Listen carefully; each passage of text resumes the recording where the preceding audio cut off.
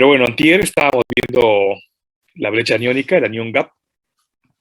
Anion gap es lo mismo que la brecha aniónica, nada más es la denominación en inglés. Y entonces, en resumen, habíamos dicho que la brecha aniónica o anion gap para definir una acidosis metabólica era la diferencia entre los pequeños cationes no medibles en la sangre, como manganeso, magnesio, calcio, y los aniones no medibles, es decir, las pequeñas proteínas, no la albúmina, las pequeñas proteínas, otros pequeños iones que no tomamos en cuenta fácilmente para hacer la cuantificación como tal. O sea, nos importa los cationes, nos importa el sodio, que es el principal catión extracelular. Y los aniones nos importa el cloro, por supuesto, el anión bicarbonato. Pero de ahí en fuera, lejos de cloro y bicarbonato, los demás aniones son pequeños y no los tomamos muy en cuenta. De tal manera que estos aniones no medibles contra los cationes no medibles, la diferencia entre estos dos es la brecha aniónica. Ahorita voy a explicarlo más completamente. Esta es la brecha aniónica, que justamente nos va a decir si la brecha aniónica está normal o elevada o está baja, ¿de acuerdo? En todo caso, esta brecha aniónica es importante porque nos define el tipo de acidosis metabólica frente al cual vamos a estar presentes. No sé si este concepto de brecha aniónica queda claro. Chicos. ¿Lo puede volver a repetir, por favor? Sí, claro. La brecha aniónica o anion gap es esta diferencia, esta como tal, que existe entre los cationes no medibles contra los aniones no medibles, asumiendo que de manera normal nos importa el sodio como catión extracelular y el cloro y bicarbonato como aniones importantes. O sea, ahí está el par conjugado importante, el sodio y el cloro con el bicarbonato. Pero lejos del sodio hay otros pequeños cationes que no nos percatamos de ellos porque son pequeñas cantidades. Ejemplo, el potasio. Con sus 5 miliequivalentes no puede competir de ninguna forma con los 140 miliequivalentes en sangre. Entonces, ese potasio con sus 5 miliequivalentes es uno de los pequeños cationes que no tomamos muy en cuenta, pero ahí está, e impacta de alguna forma sobre la acidez o la basicidad. Y del otro lado, los aniones, el cloro y el bicarbonato son los más importantes. Pero hay otros como pequeñas proteínas, globulinas que están circulando, otros pequeños aniones también en la circulación, que no tomamos muy en cuenta, pero ahí están y podrían impactar sobre el comportamiento ácido básico. Entonces, la diferencia entre los cationes no medibles contra los aniones no medibles, justamente esto hace la brecha aniónica, que nos va a dar dos tipos de aniones, anión gap. En todo caso, el anión normal como tal o el anión gap elevado. ¿De acuerdo? ¿Sí queda claro? Solamente el concepto de brecha aniónica. Ahorita vamos a hablar más particularmente de cada uno de ellos. ¿Pero sí queda claro? Ok, sí. Ahorita creo que va a quedar mejor, José Luis. Mira, si tengo un anión gap elevado, como tal, significará que la acidosis es a expensas de una ganancia de ácido. O sea, tengo una acidosis en el cuerpo porque entró ácido exógeno o porque yo formé ácido. Si está el anión gap elevado, significa que algo de ácido se formó en mi cuerpo o entró. ¿Por qué se eleva el anión gap? Esos pequeños aniones, esas pequeñas moléculas con carga negativa básica en mi cuerpo, están entonces aumentando para poder echar la mano al cloro y al bicarbonato que no están pudiendo amortiguar. ¿De acuerdo? Es un exceso de ácido. Y en consecuencia es un exceso de base. ¿Quiénes son las bases que van a entrar en juego? Las pequeñas que no tomo muy en cuenta al principio, pero que ahí están, son parte importante de mi metabolismo. En este caso, es una anión gap que tiene una normocloremia, porque no es el cloro y el bicarbonato los que se van a alterar tanto, como sí lo van a hacer los pequeños aniones, ¿de acuerdo? Por eso el anión gap se eleva. La diferencia entre los cationes no medibles contra los aniones no medibles, ganan los aniones no medibles, ¿de acuerdo? En ese sentido, aquí dice muy claro, obedece a acúmulo de aniones no medibles, ¿de acuerdo? Estos aniones no medibles van a compensar la acidosis con cationes como el sodio, por ejemplo. Ejemplo, se van a unir no solamente el bicarbonato con el sodio, sino otros pequeños aniones se unen con el sodio, por ejemplo, o con otros cationes. ¿Sí queda claro? Entonces, siempre y cuando mi anión gap esté elevado, significa que tuve un exceso de ácido, ya sea que entró o que formé demasiado ácido. Y es normoclorémico, no se altera el cloro, o muy poquito, porque en todo caso los pequeños aniones van a entrar en juego. ¿Sí queda claro?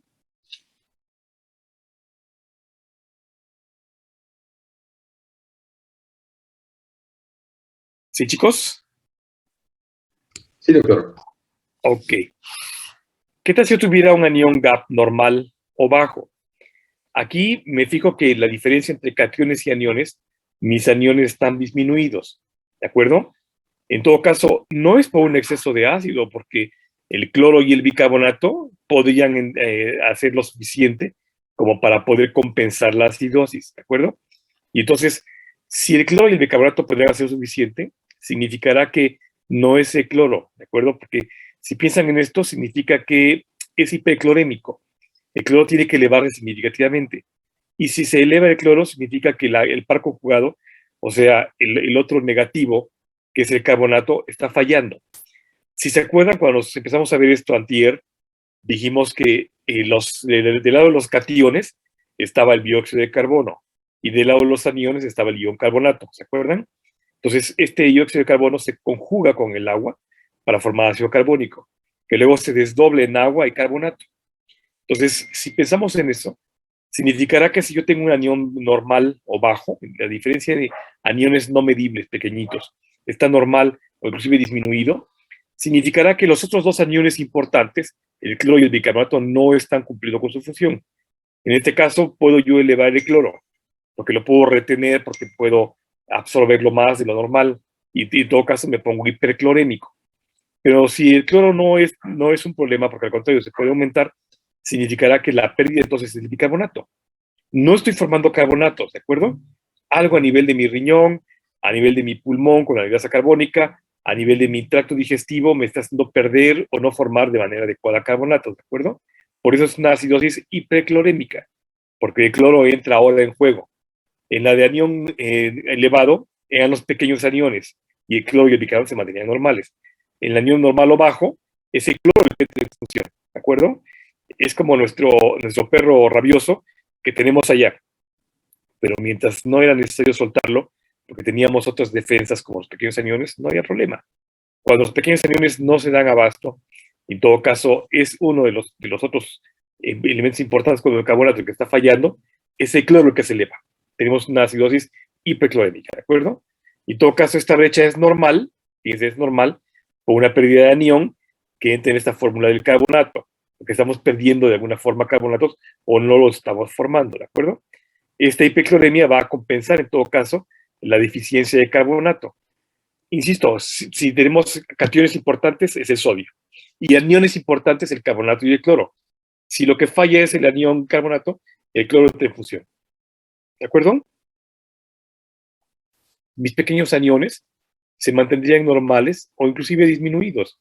No estaría yo formando, sacrificando pequeñas proteínas o pequeños aniones, porque en todo caso el cloro se da abasto suficiente. Por eso es que se vuelve hiperclorémico. ¿Sí queda claro cuando es anión gap no elevado o bajo o normal? Sí, yo tengo una duda. Cuando el gap baja es hipercloremia, ¿verdad? Es correcto. ¿Y cuando es normal, qué dijo? ¿Perdón? No, cuando es normal o bajo. Puede estar normal o disminuido. Y en todo caso, en cualquiera de esas dos condiciones, normal o bajo, es hiperclorémico. Ajá. Sí, es hiperclorémico, sí. Okay. Solamente cuando se eleva el anión gap, los pequeños aniones, es que pensamos que es hiperclorémico o normoclorémico, porque no se afecta el cloro. O si se afecta es muy poquito. Porque en todo caso, los pequeños aniones están entrando en función frente a un exceso de ácido. O sea, el anión gap elevado es por hiperacidosis.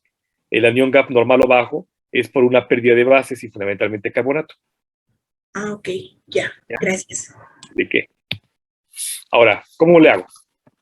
Lo determino así. Tomo en cuenta el nivel de sodio, que ya saben ustedes que es una media de 140 miligramos por litro. El nivel de potasio como pequeño catión, que va de 5 a 5 miligramos por litro. Luego, esos son los cationes, ¿de acuerdo? Y los dos aniones importantes.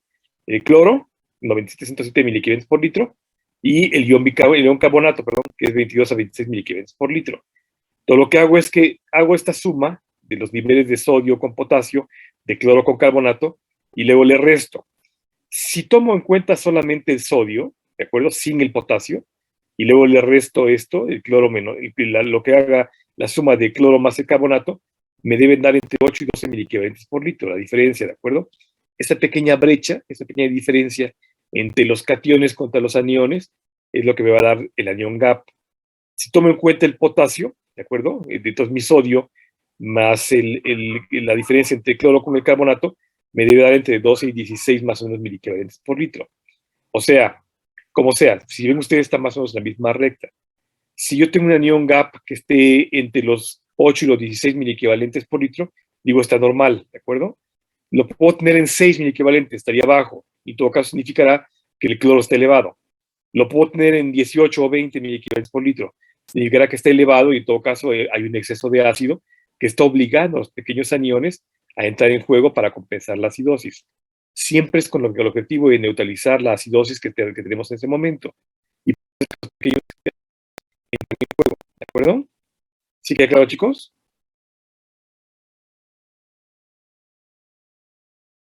Ok. Ahorita retomamos eso. Más de este. Ah, sí, sí, Ale, gracias. Ahora, ejemplos de acidosis con brecha aniónica elevada, o sea, por exceso de ácido. Puedo tener la de acidosis láctica, aquella que mencionamos, que por ejemplo hace un ejercicio vigoroso, extenuante, alguien que corrió muchísimo y que hace demasiado ejercicio. Vamos a ver un caso al final de un caso mixto, por ejemplo, de ese tipo. Pero alguien que hizo mucho ejercicio o que sufrió golpes, traumatismos, un accidentado o lesiones musculares severas en todo el cuerpo, que induce entonces la liberación de ácido láctico del músculo, por ejemplo, ¿no? Pudiera ser con hipoxemia evidente, que tuviéramos un problema de circulación de oxígeno evidente, o bien sin hipoxemia evidente, o sea que si llega el oxígeno a la sangre o no llega el oxígeno a la sangre. Entonces tenemos acidosis láctica, aquí sería por un exceso de formación de ácido a expensas de la anaerobiósis muscular, ¿de acuerdo? Podría ser por cuerpos cetónicos, en todo caso aquí entra la cetoacidosis. La más importante, la más frecuente de la cetoacidosis es la diabética. El paciente diabético descompensado, que no puede utilizar los carbohidratos, empieza a utilizar de manera indiscriminada lípidos y uno de los metabolitos del catabolismo lipídico son los cuerpos cetónicos. Eso vamos a conocerlo más adelante. Entonces podría ser la cetoacidosis más común, es la del diabético. Pero no es la única, porque también cuando vamos al metabolismo de los carbohidratos y veamos la gluconeogénesis, vamos a conocer el metabolismo del alcohol. En todo caso, el sujeto alcohólico crónico que no está comiendo, y es igual que el diabético que no puede utilizar los carbohidratos, no come porque está todo el tiempo alcoholizado. Tiene 8 o 10 días tomando y el poco tiempo que está despierto, pues medio come algo y sigue tomando, ¿de acuerdo? Y pasa la mayor parte del tiempo con pérdida de la conciencia o en un estado alterado de la conciencia. Entonces, ese sujeto empieza igual a metabolizar sus lípidos en un catabolismo para obtener la energía que no está obteniendo de la dieta. En consecuencia, también forma una cetoacidosis alcohólica, ¿de acuerdo? Lo mismo que el sujeto que no ha comido nada. Aquel que esté en ayuno prolongado durante varios días es exactamente lo mismo. El glucógeno hepático y el muscular, que es la reserva de carbohidratos de nuestro cuerpo, apenas nos sirve para un máximo de 12 horas, máximo. 18, 16 quizás, así agotando, casi agotando las reservas, que nunca se agotan, pero casi. Entonces, después de este periodo, el ayuno empieza a utilizar los lípidos. De hecho, un poquito antes, empieza a utilizar los lípidos. De tal suerte que el catabolismo lipídico por el ayuno prolongado también nos puede llevar a una cetoacidosis, en todo caso, acidosis metabólica. Son ejemplos de entidades clínicas en las que estamos formando un exceso de ácidos, ¿no? ¿Qué tal si en realidad mi riñón es el que está fallando? Y entonces no estoy eliminando de manera adecuada los cationes que debería eliminar y los estoy reabsorbiendo por el sistema tubular. En todo caso, esta acidosis tubular me puede llevar a una acidosis metabólica, ¿de acuerdo? Hay muchos fármacos cuyo metabolismo intermedio puede formar ácidos. Ahorita vamos a ver ejemplos de eso. Entonces, si yo de pronto estoy medicándome con algo durante mucho tiempo o a dosis muy altas, puedo exponerme a un acúmulo de esos metabolitos que quizás si mi riñón está fallando no los voy a eliminar de manera adecuada y en consecuencia se van a acumular en mi sangre. Ese fue un ejemplo de medicamento de ácidos que estoy ingiriendo por vía oral, por ejemplo, o vía endovenosa, y que por un problema renal de eliminación estoy acumulando. Es exógeno, ¿de acuerdo? Los demás son endógenos. ¿Sí queda claro? Disculpe, entonces, con la insuficiencia renal sería por problema de qué? De eliminación de ácidos, Ah, una ok. recaptura de ácidos, sí. ¿Qué tal si son intoxicaciones? Ya había mencionado hace unos días los salicilatos, como el ácido salicílico, y ya que aquí otra vez el alcohol, metanol, formaldehído, etilenglicol, paraldehído, tolueno, azufre, el paracetamol.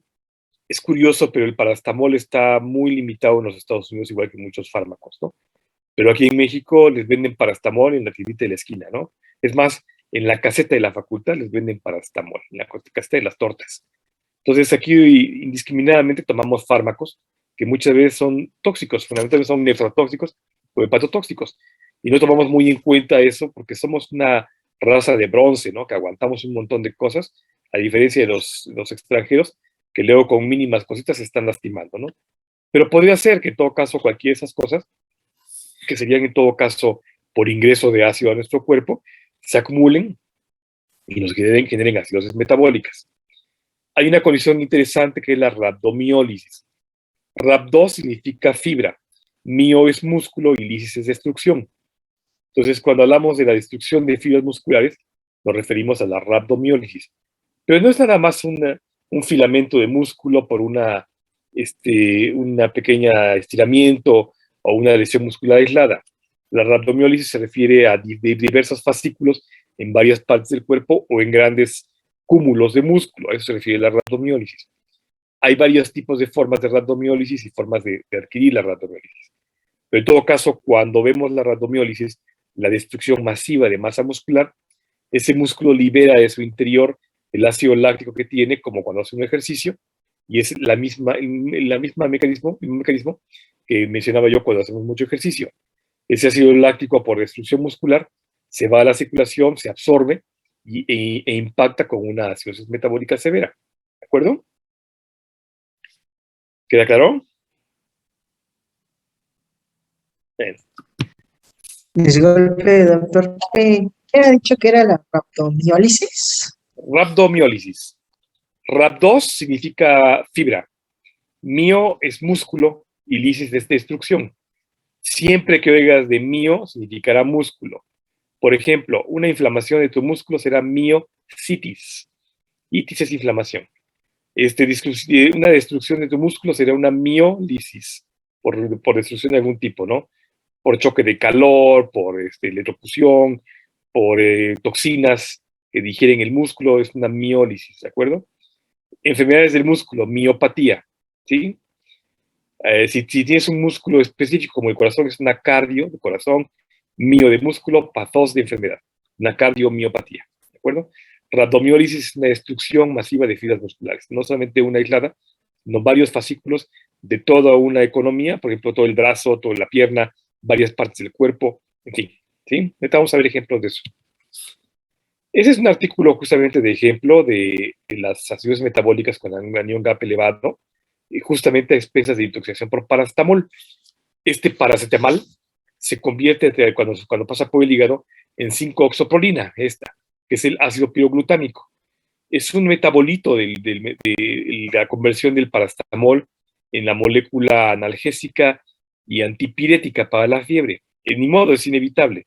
De hecho, es uno de los fármacos, es uno de los metabolitos con acción farmacológica. El problema es que si alguien tiene un problema renal y le damos paracetamol y no elimina el ácido oxapolínico, se le va a acumular y le va a provocar acidosis metabólica. O si alguien tiene por idiosincrasia la mala fortuna de que metaboliza mal esto y le hace demasiados metabolitos y se acumulan en el cuerpo, le vamos a dar acidosis metabólica. O si a alguien le dicen, tómate un paracetamol de 500 miligramos cada 8 horas, pero dice, pues me tomo 3 gramos, total, entre más me tome, pues mejor me va a dar efecto analgésico o para la fiebre, y entonces abusa. Está tomando más de 3 gramos al día, puede tomar 4 o 5 gramos al día durante varios días. El acúmulo de metabolitos en su cuerpo va a ser tal que su riñón no se va a dar abasto para eliminarlos y le va a producir una acidosis metabólica. Entonces es un ejemplo de cómo algunos fármacos que parecen inocuos, sobre todo de uso común en nuestro medio en México, pueden provocarnos acidosis metabólicas dependiendo de las condiciones del paciente o de la dosis que estamos dando, ¿de acuerdo? Aquí está también otro ejemplo, el acetaminofén. El acetaminofén y el paracetamol es lo mismo. Nada más es el nombre sistemático del ácido paraminocetámico. Pero en todo caso es igual, es una 5-oxoprolinuria.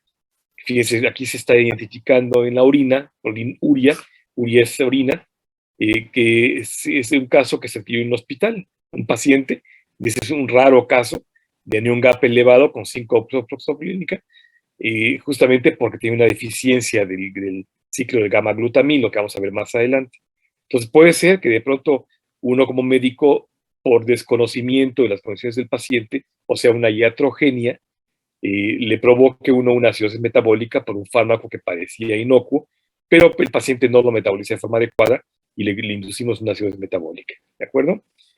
El metanol, no el etanol, porque el etanol también, pero más el metanol. El metanol, alcohol azulito que nos venden en la farmacia, no el de cañas, no el otro, el que obtienen de maderas, es muy barato y por eso lo utilizan para adulterar bebidas alcohólicas, porque es sumamente barato. Sabe casi igual que el etanol, es un poquito más amargo nada más que el etanol, pero pues ya uno en el guapete de la fiesta, pues ya ni se fija uno que tan amargo está la cosa, ¿no? Nomás se lo echa uno. Pero entonces en el hígado, este metanol, por la alcohol deshidrogenasa, se convierte en formaldehído. ¿Les suena conocido este nombre de formaldehído? Sí. Exacto, sí, es con lo que uno fija los tejidos o los cuerpos, las vísceras, los órganos de un cadáver, ¿de acuerdo? O muestras biológicas en general. Se convierte en formaldehído. Primer punto, para que el hígado se esté lastimando y nuestra sangre, porque ese formaldehído circula y como tal es un fijador que es citotóxico. Luego, para evitar la citotoxicidad y el daño, que sí lo da, pues, por eso también la cirrosis hepática, por eso la cicatrización hepática, para evitar lo que no nos dé tanto daño, la aldehído deshidrogenasa lo convierte en ácido fórmico. Y este ácido fórmico idealmente se une al folato, una vitamina, un complejo vitamínico B, y se convierte en dióxido de carbono y agua, que se puede convertir en ácido, ¿cómo se llama? En carbonato, perdón, y en ácido, ¿no? Entonces, ese es el ideal. Pero mientras todo esto ocurre, ácido carbónico, perdón, se me fue la onda, ácido carbónico. Ese es el ideal, pero mientras llegamos a este punto de convertirlo en dióxido de carbono y agua para que no nos lastime, y al contrario, obtengamos elementos beneficiosos para nuestro cuerpo que abonen al pH y a la amortiguación ácido básica, pues lamentablemente circulan. Y mientras circulan, están lastimando.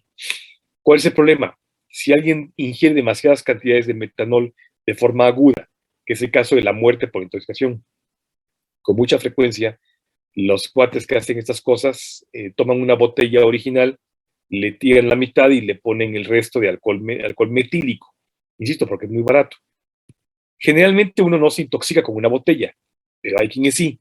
Entonces, intoxicarse con unas cuantas vasos de metanol, pues le va a dar una super resaca y una intoxicación que le va a dejar muy mal sabor de boca y poco ánimo de volver a repetir la experiencia. No es cierto, sí la repiten, son bien necios. Pero bueno, en el momento dicen, juran y perjuran que no lo van a volver a hacer. Pero en todo caso, si alguien se intoxica con un exceso de dosis de metanol, puede llegar a la muerte, justamente porque no maneja de forma adecuada estos elementos tóxicos, fundamentalmente ácidos, que le inducen una acidosis metabólica severa, que puede llevarlo a una falla orgánica múltiple. Falla el riñón, falla el hígado, falla el cerebro, falla los pulmones, falla todo, y la muerte es casi inevitable, ¿de acuerdo? Porque no da tiempo. Si fuese nada más una copita, pues bueno, insisto, ¿no? El dolor de cabeza, los malestares, tal vez alguna resaca un poquito mayor, un poquito de lesión hepática que no se puede recuperar si no lo vuelve a repetir, algo de lesión renal que igual puede ser reversible, pero si se intoxica durante mucho tiempo o con dosis muy altas de metanol, sí puede llegar a esto por una acidosis metabólica severa. Ahora, destaco el ácido fórmico y te voy a hablar de él. Hay otra forma de intoxicación que es el etilenglicol. El etilenglicol es otro tipo de alcohol que igual, por la misma alcohol deshidrogenasa, se convierte en glicoaldehído. Se parece mucho al formaldehído, mucho, mucho. De hecho, tiene casi la misma función. Tanto así que también es un fijador de tejidos. Luego, la dihidrogenasa también lo convierte en ácido glicólico. Le une la lactato deshidrogenasa en ácido glioxílico. Si ven ustedes, son puros ácidos. Y a partir de este ácido glioxílico, se convierte con acción de la piridoxina en glicina. Perfecto, un aminoácido.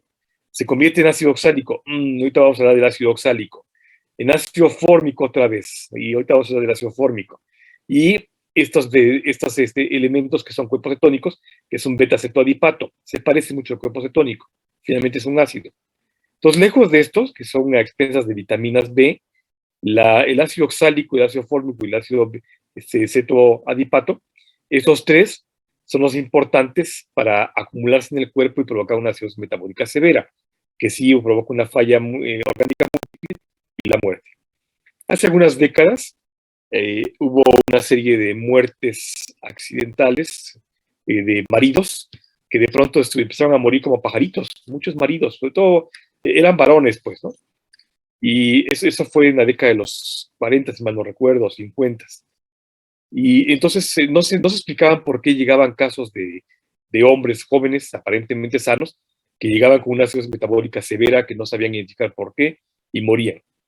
Después se descubrió que una dama, una mujer, había descubierto que si le ponía etilenglicol en la bebida de agua de limón a su marido, pues el etilenglicol tiene un sabor dulzón, así como Kool-Aid de limón, así sale el etilenglicol. Bueno, sabía, ahora ya sabe diferente. Y entonces el etilenglicol es un producto que nos venden para la refrigeración de los autos. Si ustedes abren el cofre del auto de su papá o su carro, en el recipiente para el refrigerante, el anticongelante, es un líquido rojo o verde. Ese es etilenglicol. Se utiliza también en la industria alimentaria y la industria farmacéutica, pero a dosis pequeñas. Y entonces esta mujer se dio cuenta que si le daba pequeñas dosis de etilenglicol diario a su esposo, cada vez iba deteriorando más su estado de salud. No notaba que era el agua de limón, hasta que llegaba a un punto en que era tanto el acúmulo de ácidos en su cuerpo que empezaba a fallar de manera sistemática todo el cuerpo y morían. Esta mujer de alguna forma se lo dijo a las vecinas, les contó que así se había deshecho de una carga en su vida, que era su marido, y otras vecinas y amigas siguieron el ejemplo de la receta, y entonces empezó una muerte masiva de hombres. A partir de eso, en los Estados Unidos se prohibió el uso de etilenglicol como tal, y hoy en día, a menos que lo compren de grado químico, el de grado químico sabe así de dulzón, un poquito, pero el que usa la industria automovilística y la industria farmacéutica tiene añadido un saborizante especial amargo que ya no permite que se utilice para envenenar. Entonces, lástima, ya no pueden dar agua de limón de Kool-Aid del etilenglicol, pero sí es un caso interesante, porque todavía hoy en día ingerir accidental o incidentalmente el etilenglicol les puede provocar una acidosis metabólica severa, justamente por el acúmulo de estos ácidos, ¿de acuerdo? Ahora, el ácido oxálico, que es uno de los productos del metabolito de esto, fundamentalmente el etilenglicol. Este ácido oxálico, de manera natural, lo utilizamos para la erradicación de un parásito de las abejas que se llama la varroa. Esta es la varroa, una especie de pulguita que se le pega a las abejas y les va chupando su linfa, que no tiene sangre, su hemolinfa. Y entonces esta varroa acaba por secar por completo a la abejita. Entonces la única forma de eliminarla es rociarles ácido oxálico a través de un aspersor para que mate a la varroa. O sea, es finalmente un insecticida, pues, ¿no? Que provoca cierto daño a la abeja, pero es reversible. Y sin embargo es mortal para la varroa. Y luego el ácido fórmico se llama fórmico porque justamente fue aislado de esta hormiga, que es la Formica rufa. La conocen ustedes, esta hormiga roja y la hormiga de fuego, que si alguna vez han tenido la mala fortuna de que les piquen esas hormigas, arde como chile, por eso se llama hormiga de fuego. Justamente porque cuando pican, cuando introducen sus garras ahí, sus sequelas en la piel, secretan ácido fórmico.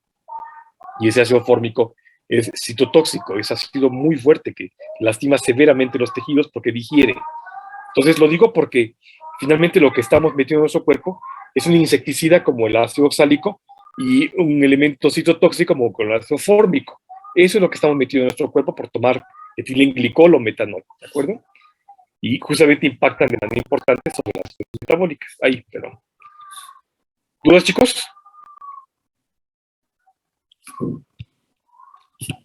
Perdón, yo sí, había dicho que el ácido fórmico, que es, provoca una acidosis metabólica, pero ¿por qué? Aquí está el ácido fórmico, lo obtenemos del metabolismo del etilenglicol y también del metanol.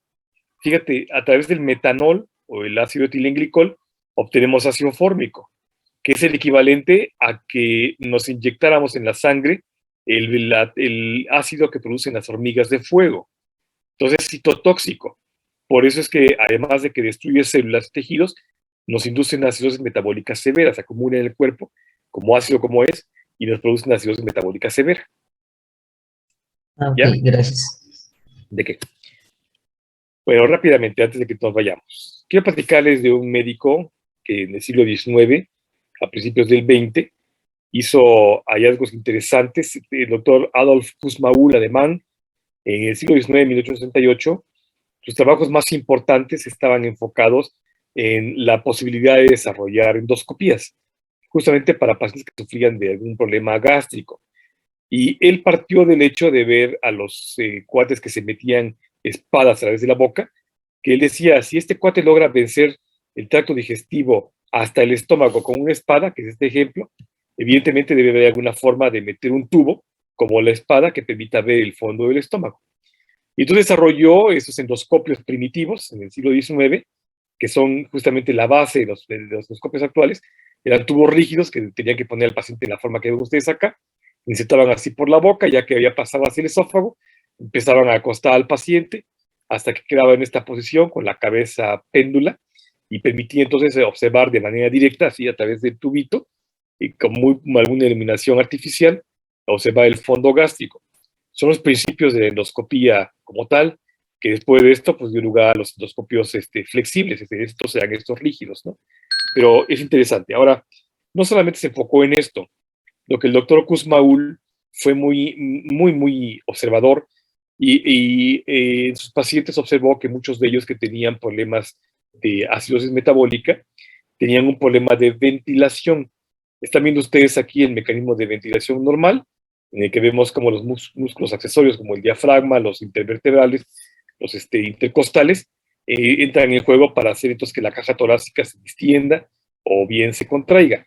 Y en todo caso, esta respiración normal, que va de 12 a 20 respiraciones por minuto, una ventilación normal, decimos frecuencia respiratoria, aunque recuerden que la respiración es el intercambio de gases.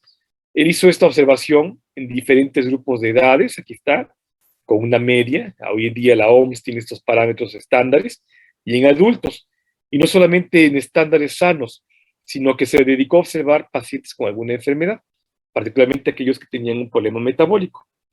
Y derivado de esa observación, él dijo que los pacientes que tenían algún problema metabólico, curiosamente, alteraban su patrón ventilatorio, que va de 12 a 20 por minuto. Este patrón normal de ustedes mío, que va de 12 a 20 por minuto, se llama normopnea. El prefijo pnea significa aire, por eso el neumático de los autos, ¿no? Porque el neumático, que ahora le hemos quitado la P para que sea neumático, viene del prefijo pnea, que significa aire en griego. Entonces, si es una entrada normal de aire, es normopnea o eupnea. Y el doctor Kussmaul observó la respiración que lleva su nombre, la respiración de Kussmaul, que era una taquipnea. Taqui significa rápido, pnea aire. O sea, una respiración agitada, pero amplia. Frecuentemente con una pausa compensatoria. O sea,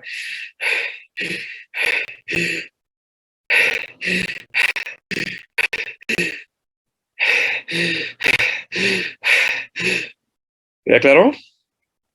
Esta taquipnea amplia, que se llama taquipnea de Kussmaul, no la hagan porque provoca mareo, como me está dando en este momento. No es una hiperventilación. Hiperventilación sería rápida. Es una taquipnea, nada más rápida, pero amplia. Él la observó como mecanismo compensatorio y de hecho la describió en casos de acidosis metabólica diabética. Y hoy en día, cada vez que vemos a alguien respirando así, con una taquipnea amplia de Kussmaul, lo más seguro es que esté compensando una acidosis metabólica. O sea, la compensación respiratoria, la alcalosis respiratoria secundaria a una acidosis metabólica se llama taquipnea amplia de Kussmaul. ¿Queda claro? Ok. Discúlpenme la demora de hoy y la falta de ayer, y se nos ha acabado el tiempo, ya son casi la 1 de la tarde. Si no hay dudas, mañana seguimos revisando esos conceptos y ya vamos a empezar a ver los casos clínicos como tal, de las acidosis metabólicas, vamos a ver ejemplos clínicos para luego entrar a ver las alcalosis metabólicas y luego los problemas respiratorios. Sonrían, chicos, mi foto.